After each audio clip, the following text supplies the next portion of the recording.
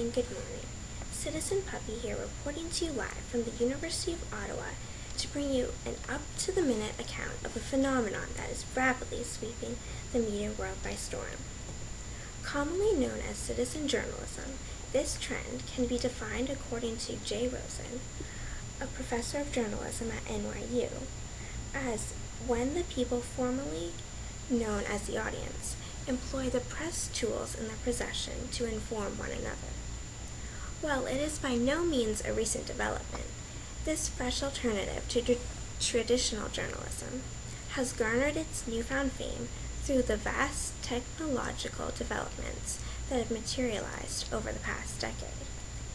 With thousands of hits dominating its site each day, YouTube, and in turn the concept of video blogging, has rapidly become one of citizen journalism's more notable proponents.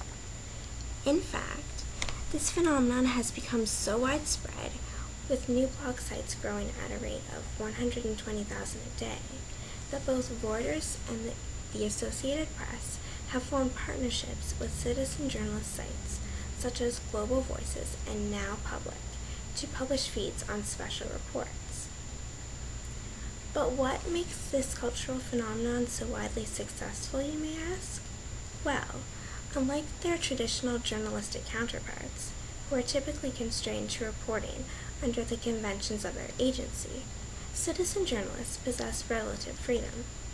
Furthermore, in their article titled Deconstructing the Discourse of Citizen Journalism, Who Says What and Why It Matters, John Coakley and Elspeth Tilley argue that this form of journalism provides greater truthfulness, less bias, more open access to information, more freedom to report what is seen, and greater plurality of perspectives. Thus, with the freedom to connect with the viewer through virtually any form of mass media, cell phones, articles, television, email newsletters, and blogs, just to name a few, the citizen journalist is able to relate with the consumer on a more personal level.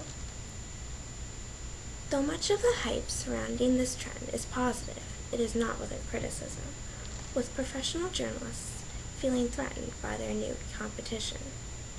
David Hazinski, a professor of journalism at the University of Georgia and a former NBC correspondent, states that what distinguishes a journalist from the average citizen who records news on his or her cell phone are education, skills, and standards, and that information without standards is called gossip. He goes on to suggest that the news industry should find some way to monitor and regulate this new trend.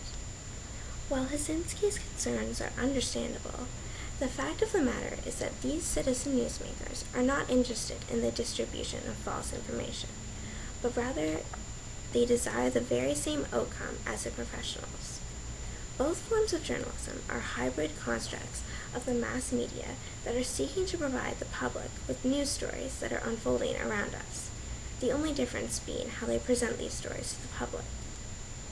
There is no question that the concept of citizen journalism has had an overwhelmingly profound effect on the media world.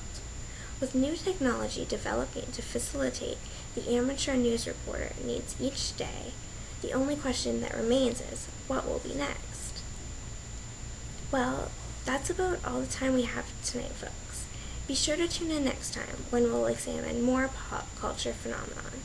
This has been Citizen Puppy reporting live from University of Ottawa. Thank you, and have a good day.